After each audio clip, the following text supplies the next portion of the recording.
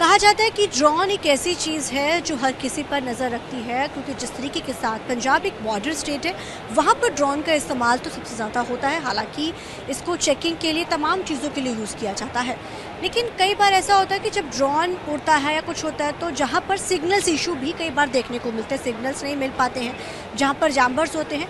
लेकिन क्योंकि इन्वेस्ट पंजाब की शुरुआत हो चुकी है, वैसे में यहाँ पर एक ड्रोन है जो बिना किसी उसके यानी कि चाहे जैम्बर्स हो कुछ, लेकिन ये फिर भी वर्क करता है। बेसिकली है क्या, कैसे इस टेक्नोलॉजी से बना के काम क्या है, हमारे साथ इस समय बात करने के लिए लिखित रेड्डी मौजूद है। रेड्डी साहब, आपसे जानना चाहेंगे बेसिकली है क्या, कैसे इसका इस्तेमाल होता है, क्या चीज़ है ये बेसिकली? बेसिकली मैडम ये एक एंटी जैमिंग ड्रोन है।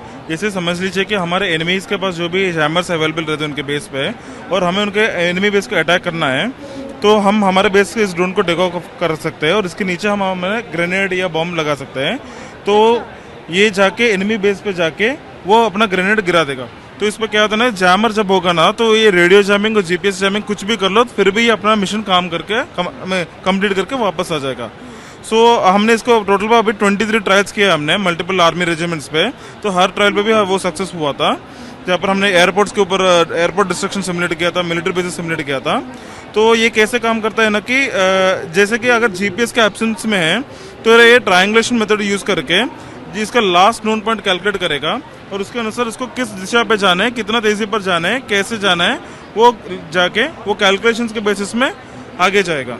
आमतौर पे हम ड्रोन्स को देखते हैं, कई बार जैसे वो लगा होता है, जैम्बर्स होते हैं, कई बार डिफ्यूज हो जाता है। तो बेसिकली इसकी क्या ऐसी क्वालिटी है जो बाकी ड्रोन से डिफरेंट है? क्योंकि आपने जैसे बताया कि इसका कई ट्रायल्स हो चुके हैं, तो ट्रायल्स में ये कितना कामयाब रहा, तो अब इसको कब आप लोग मतलब कि इस्तेमाल करने वाले हैं?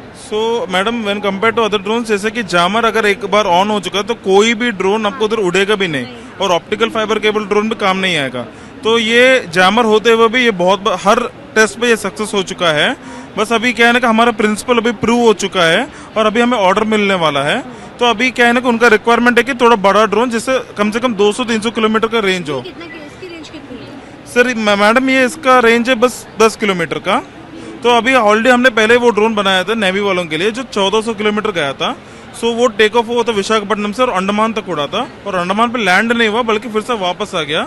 2800 किलोमीटर बिना लैंड किए वो ड्रोन आया था। तो ये मतलब चीज़ों को डिटेक्ट भी ज़्यादा उनसे इजीली करता है, और क्या क्वालिटीज़ और डिफरेंट, जैसे आपने कहा जैम्बर्स तो दैट इज हम मान गए, लेकिन और क्या खासियत है? जैसे कि मैम अगर हम जैमर जैसे बॉम्ब अगर नहीं गिराना चाहते, ये आप देख सकते हैं इधर जो लैपटॉप पे प्ले हो रहा है ना, ये एक पावर प्लांट का स्ट्रक्चर है मैडम। युद्ध के समय पावर प्लांट्स बहुत ही पावरफुल रोल प्ले करते हैं। अगर एनिमी का पावर प्लांट हमने गिरा दिया तो उनको युद्ध करने का मौका भी नहीं मिलेगा। तो ये ड्रोन क्या कर सकता है ना मैम, पावर प्लांट का जो वीक स्ट्रक्चर को जहां पर हम करेक्टली मारेंगे तो 100% डैमेज अचीवेबल होगा।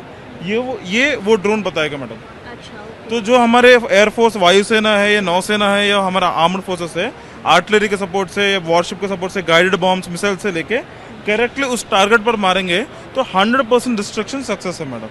तो धन्यवाद। तो अब जाहिर है ये इन्वेस्ट पंजाब में यहाँ पहुँचे हैं, ट्रायल्स कई हो चुके हैं और लगातार जो है इसके ट्रायल्स जारी हैं, और उन्होंने कहा कि डिफरेंट ये है कि हर चीज़ में जहाँ पर जैम्बर है वहाँ पर भी ये काम करता है। कैमरामैन जैसे के साथ चंडीगढ़ से रिवरान के लिए अमनप्रीत को।